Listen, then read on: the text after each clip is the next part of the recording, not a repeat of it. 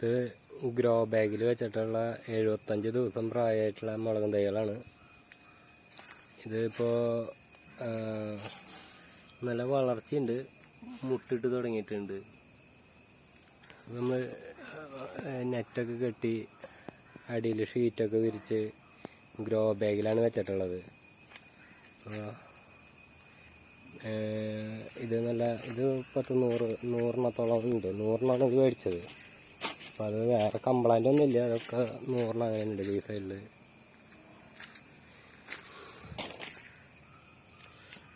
ഇത് മുട്ട് വാർന്നു തുടങ്ങി. ഇതിന് മുട്ട് വീണു. ഇതൊക്കെ മുട്ടായി. വേണ്ട 75 ദിവസം പ്രായമുള്ളവനാണിത്. ചിലതൊക്കെ അത്യാവശ്യം നല്ല വളർച്ചയായിട്ടുണ്ട്. എല്ലാതും എനിക്ക് തോന്നുന്നു മണ്ണിൽ വയ്ക്കുന്നതിനേക്കാളും നല്ല വളർച്ചയുണ്ടെന്നാണ് കേട്ടോ. കണ്ട നമുക്ക് മുട്ടിട്ടു. അത്യാവശ്യം നല്ല വലിപ്പമുള്ള തൈകളായി. നമുക്ക് വേണ്ട കൊലകുത്തി മുട്ടായി. പിന്നെ ഈ സൈഡിലുണ്ട്. ഇതും അവരുടെ ബാച്ച് തന്നെയാണ്.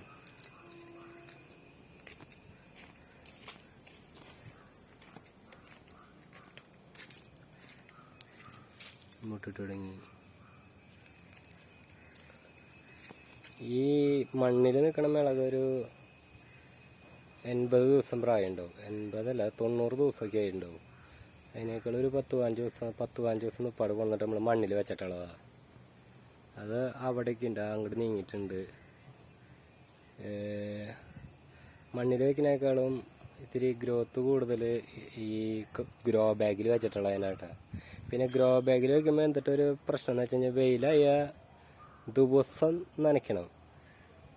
ഇതിപ്പോൾ നമ്മൾ എല്ലാ ദിവസവും ചെറിയ സ്പ്രിങ്ക്ലിങ് വെച്ച് നനയ്ക്കുന്നുണ്ട്, ചെറിയ രീതിയിലുള്ളത്. എന്ന് വെച്ച് കഴിഞ്ഞാൽ 5-6 ദിവസമായിട്ട് നല്ല വെയിലല്ലേ. ഇതൊരു 60 ദിവസമായിട്ടുള്ള മിളകും തൈകളാണ്. ഇത് ഒരു 10-15 ദിവസം ആകുമ്പോഴേക്കും നല്ല വളർച്ചയാവും. അവിടെയൊക്കെ മിളകുകളുണ്ട്.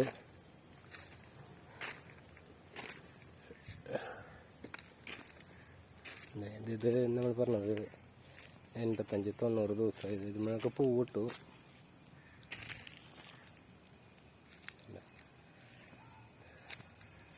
ഇത് വെള്ളമുളക്. നല്ലോണം ഉണ്ടാവും കേട്ടോ വെള്ളമുളകും. മറ്റേ ഉണ്ടമുളകിനേക്കാളും കോടാലി മുളകിനേക്കാളും നന്നായിട്ട് ഇതുണ്ടാവും. കംപ്ലൈൻറ്റും കുറവാണ്. ഒന്നും ചെയ്യണ്ട.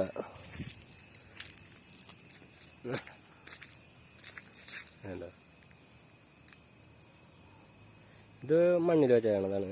ഇതൊക്കെ മണ്ണിലുള്ളതാണ്. ഇതൊക്കെ ഇവരുടെയൊക്കെ ഇതൊക്കെ കഴിഞ്ഞ കൊല്ലത്തെ മുളകളാണ്. ഇതൊരു കുറേ മുളകളുണ്ട് ആ ഭാഗത്ത് എല്ലായിടത്തായിട്ടൊക്കെ ഉണ്ട്. ആ സൈഡിലൊക്കെ ഉണ്ട്. ഇവിടെ കുറേ നേതികദളിയുടെ വാഴകളുണ്ട്. നേതികദളി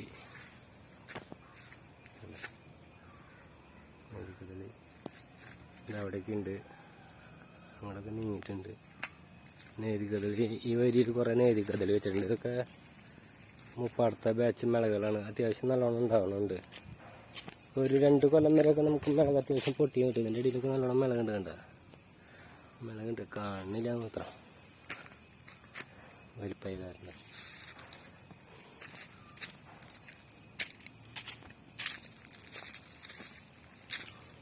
ഞങ്ങളുടെ അധികം ആട്ടുംകാട്ടം, കോഴിക്കാഷ്ടം, പിന്നെ ഫാറ്റം പോത്ത് ഇംഗ്ലീഷ് വളമായിട്ട്.